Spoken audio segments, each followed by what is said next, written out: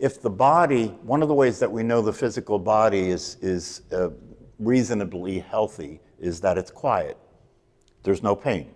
Do you know what I mean? There's nothing going on that is attracting your attention to something wrong, right? This is a sign that you're probably in reasonably good health, right? And what Mathieu Ricard was saying is, he said that's really true of the mind as well. You know, that one way to look at what this is all about is to understand that as you practice meditation and as you understanding these, you have a deeper understanding of these teachings, that the mind becomes quiet. The mind becomes quieter and quieter, right, until there's not that much going on. Because remember, the scientific research has shown that 70% of the waking state is in the default state, right? 70% of your time is thinking about yourself, and that's not good. So if you start to close that gap, if you start to, through the practice and understanding, you begin to practice moving your attention away from neuroticism, moving your attention away from neurotic thinking, moving your attention away from the default state. Whenever you notice that that's what you're in, right? You will be practicing quieting the mind, because when you move attention away from the thinking activity to the body breathing, when you are with the body breathing and there's no thinking happening, right? It's quieter. The voice in your head isn't talking, right? It's quieter, right? Now, in the beginning, that may be only a very brief period of time before the thinking starts again, right? But if you keep practicing over time, gradually, as I have said here before, that thinking activity, especially the thoughts that are useless, the thoughts that are involved in the default state, eventually that activity starts to dissipate. Why? Because if you're moving your attention away from it, it can't survive in time because it needs your attention to exist. This is important because what it means is when you move your attention away from thinking, there is no thinking. It's not like thinking continues, but you're just not what? No. Thinking doesn't exist unless you're paying attention to it. So when you move your attention away from the thinking activity, there's no thinking. And so you're practicing becoming familiar with the experience of quiet in the mind, okay? And that's why it becomes important to practice all the time, and especially to practice when you're agitated, because that's when the voice in your head goes crazy, right? Yeah. This is called in psychology framing, framing your thoughts, context, the way you see what's happening or the way you see what you're doing. And they did an experiment with hotel workers. To be a hotel worker that cleans rooms is not necessarily a fun job, right? I mean, it's monotonous, you know what I mean? It's just manual labor, et cetera, et cetera. They took a group of hotel workers that cleaned rooms and trained them in maintaining a mindset in which the way they saw what they were doing was physical exercise. So they said, instead of working and doing your job, start to look at what you're doing like an opportunity to become more fit. That the work you're doing is physical exercise. Actually experience it like you're doing exercise instead of work. So as a result of that experiment, they found that there was a significant drop in the workers' blood pressure.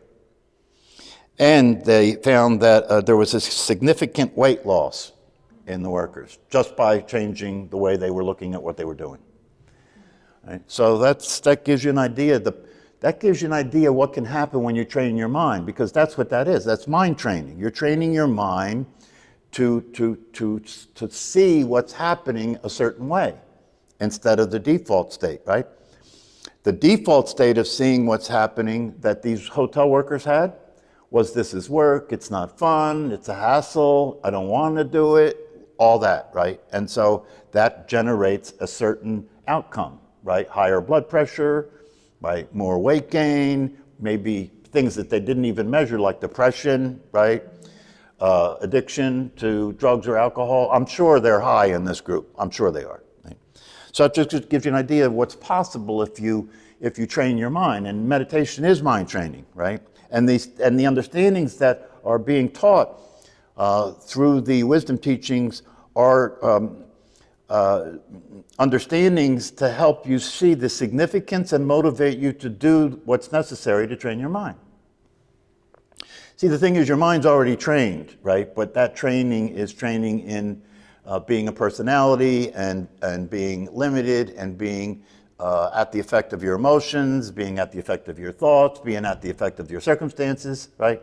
And that's how these hotel workers were perceiving what they were doing, and the results were negative. You had a question? Well, meditation is a challenging exercise, or challenging practice, yes? Yeah. So we're talking about context. The context in which the workers held the work they did changed their experience of what they were doing, right? Well, so what's the context you're holding meditation in? So you want to look and see what the context is that you have right now. If you hold it as it's work, it's hard, it's difficult, I don't like doing it, right? Then that's the way it shows up for you. You know, you're probably going to have a lot harder time meditating, right?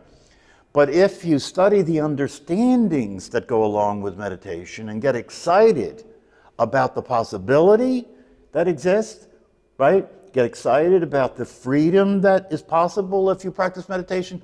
Get excited about some of the research that's been done on the way it changes your brain, right? The way it can reduce the potential for senility. It can reduce the potential for the aging of the brain, you know, that results in a lot of things.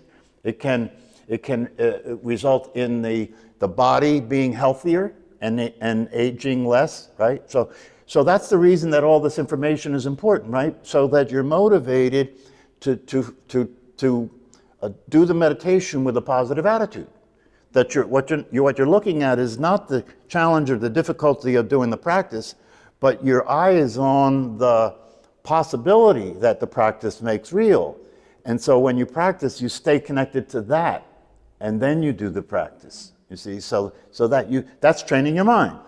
You start with looking to see, well, how am I looking at this that makes it occur the way it does for me? How am I looking at this that makes it occur the way it does for me in terms of it's hard, it's difficult, it's something I really don't feel like doing, and all that. Or you don't think it's going to work. Or you don't think it's going to, it doesn't matter what it is. But you start by looking to see what is your present condition. It's not even a context. It's a condition, right, that is determining the way you're seeing things, right? A context is something that you take that condition and you turn it into a way of looking at it that is more realistic and more useful and more positive and will serve a purpose in terms of helping you to practice meditation. And then one of the other things about meditation that's important is strong determination.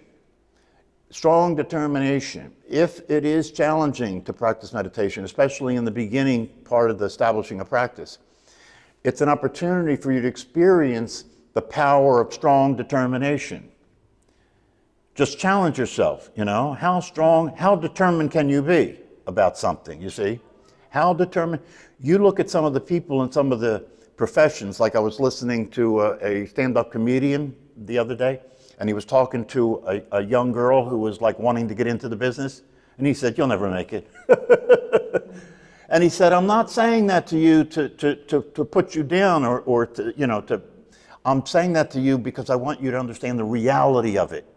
The reality of it is no matter how good you are, no matter what you do, the percentage of people that make it to the top is very small. And so you shouldn't assume you're going to make it like that. But then you see, you can turn that into you can turn that into having strong determination, you see? No matter what happens, I will not stop doing what I'm doing, and I will not stop learning about what I'm doing to do it better to get to where I want to go. Same thing with meditation.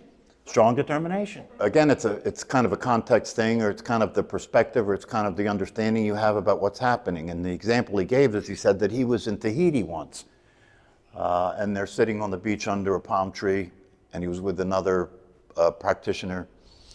And the practitioner turned to him and he said, "It's, you know, in Tahiti it's humid and it's hot." And it was interesting. He said it's human and it's not like on the postcards, right? And this is a Buddhist monk, right?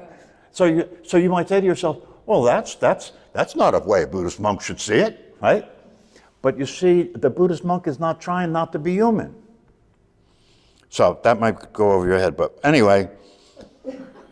So the other person said to him, "Isn't this nice? Because I feel the spray of the cool spray dropping from the trees. It's like the trees are air conditioned here." And one of the workers was walking by, and he said, "Oh, by the way, be careful. There's a certain fly that lives in that tree that pees water down." So they were being pissed on by the flies. Okay, can you see how that would immediately change the experience you're having, right? So again, the perspective you have. Now, had they never been told about the flies, they would have been enjoying it. Having a good time, right? So sometimes be happy that you don't find out what's really going on. So this is the kind of thing that the science is providing for people in order to motivate them to practice meditation, because meditation is challenging to practice. But the other part of meditation that's important to understand is that if you're committed to it and if you practice it over time, your mind will start to get quieter. The body will relax more, and you will feel the difference that it makes. And you will start to notice your ability not to be as affected by situations that you find yourself in as you were before. That will happen, but you have to be willing to do the meditation in order for that to be the case. See, you have to understand. You got to get this straight. You got to get this straight. If you don't get it straight, you're practicing things that aren't true. You're never thinking anything. Thoughts are happening. Anytime the thoughts are negative, unrealistic, thoughts that are a reaction, thoughts about what you don't like and what you don't want, thoughts about what you do like and you do want that you don't have, that's all crazy talk. That's all crazy thinking, right? So you have to train yourself to recognize crazy thinking. And when it's crazy thinking, don't stay for it. Move the attention away to another thing. See, you got to get the details right here, right?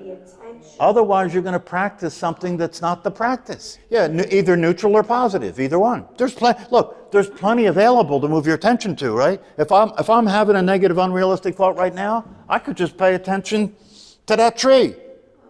That's a better subject than my mind. Do you understand? Anything in the environment you could put your attention on. Or the breath. The breath is always with you. The breath is neutral, right?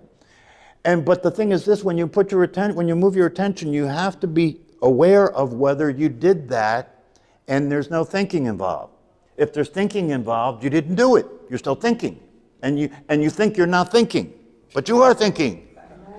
So you have to really pay attention. You have to be careful about it. Otherwise, you'll make the practice of meditation torture. And that's not torture. It's not meant to be torture. You shouldn't be torturing yourself when you practice meditation. If you're new to meditation, or even if you're having a difficult time meditating and you've been meditating for a while,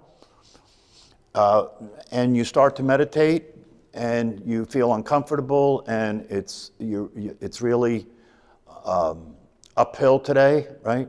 You may stop and open your eyes, just because you're uncomfortable, right? But that's only because you're approaching it in a relaxed way. You're not turning it into something you have to do no matter what, you see? You have to be flexible like that with yourself. Don't, give yourself some time to learn this and to practice this. If you go to one of these retreats, for example, right, and you're going to sit 6 or 7 times a day, right? Well, then you have to, see, that's where the posture comes in. And I haven't spent a lot of time on the posture, but the posture is important because if you're going to sit for any extended period of time, you have to have a posture that you can relax in to do that, okay? And you have to be able to support your weight and keep your back straight, or your body will start to hurt, okay? And in my case, I tried for a while to do the cross-legged thing, right? I never even tried to do the lotus, that's out of the question. But I tried to do the cross-legged thing for a while, and I was doing it for a while, but as you get older, your knees don't work that well, right? So I got a bench, and I used the bench to sit on the bench, and I have my legs under the bench, and I can sit on that bench with my back straight in a very relaxed posture where my weight is being supported, right? And I can sit there for as long as I want. The way it works is when you sit down to practice, somebody who's been doing this for a while and understands posture, when you sit down to practice, you find the posture. You get used to the feeling of what it's like to be in that posture, right? So you'll see people when they sit that are experienced practitioners, they'll find the posture and then they'll settle into the posture. And when they settle into the posture, their weight drops down. And you can stay, and that's the you want to find a posture that works, that you can stay in for a long period of time. That's what you're there for. You're there to outsit your mind. So you're there to sit there and keep coming back to the breath, keep coming back to the breath, keep coming back to the breath. And the mind may start to resist and may start to fight, and start to make you feel like you're crazy, right? But and that's one of the reasons that this is something that is good to do with a group of people, right? Because if you're doing this with a group of people and you made a commitment to do this thing for 7 days and not talk for 7 days and meditate that much every day and so forth and so on, and of course it's challenging. I mean, anybody that goes to one of those sessions, that's the name of the Zen retreat, usually the teacher will say, have you ever done this before? The person says, no. You don't want to do this. It's better that you should come on a 1-day thing or a 2-day thing, right? To get your feet wet, right? Before you do the whole thing, right? But having said that, if the person says, no, I'm going to do it, okay. And sometimes they are able to do it because you're doing it with a group of people. You don't want to be left out of the group. Right. So you're doing it with a group of people. So that keeps you going, right? And and I'll tell you something. This may sound simplistic, right? But I've done these retreats, right? And you know what my secret is? Don't think about it. Obviously, right? That's what causes all the problems. Don't think about it. So when you're at the retreat, even if you're not doing meditation at the particular time, but you've been up for 18 hours and you're going for your little nap before you get up again, right? If you start to think about this, you won't be able to do it. You're moving your attention all day long. Well, no, your attention is being moved all day long. You're learning that you can move it. And if you learn to move it, you have power. You have power. Because the idea that you have of yourself as a person, which is where all the suffering is, right, exists only in thinking. When you're not thinking, you're not a person.